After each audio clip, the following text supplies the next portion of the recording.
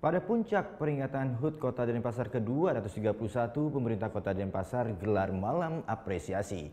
Kegiatan yang selain untuk memperingati hari ulang tahun, juga sebagai malam apresiasi kepada warga yang berprestasi, baik di tingkat daerah, nasional maupun internasional.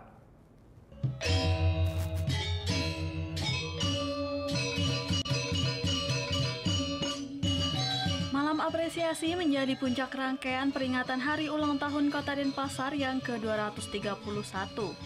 Kegiatan yang menjadi agenda rutin yang digelar setiap tahun ini untuk memberikan penghargaan kepada masyarakat, siswa, guru maupun sekolah serta pelaku usaha yang telah mampu mencapai prestasi di tingkat daerah, nasional maupun internasional. Wali Kota Denpasar, Rai Wijaya Mantra menjelaskan, pemberian penghargaan ini sebagai bentuk apresiasi pemerintah Kota Denpasar kepada insan berprestasi. Hal ini juga membuktikan di Kota Denpasar sumber daya manusia dan pendidikan mengalami peningkatan. Harus berusaha untuk mengapresiasi setiap warga yang memang berprestasi, karena ini merupakan satu hal yang kami anggap untuk bisa mengangkat yang lainnya. Seperti tadi dari anak-anak itu, jadi sudah banyak sekali anak-anak kita yang menjuarai Olimpiade di internasional ya. Kemarin pun dari Bangkok juga ada yang hadir, mereka ada yang dapat emas sampai yang dapat perak.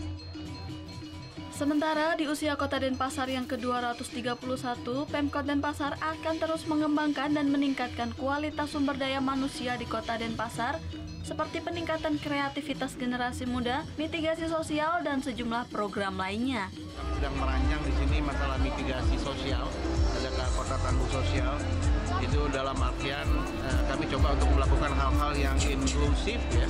Yang inklusif itu artinya hal yang terkecil penyebab mereka itu akan bisa jatuh kembali dalam keadaan yang sulit, termasuk lansia-lansia yang memang belum ada santunan.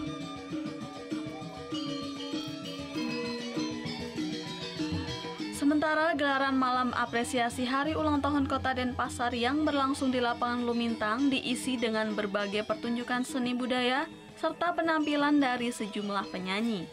Surya Sanjaya melaporkan untuk NET. Oh yang beneran?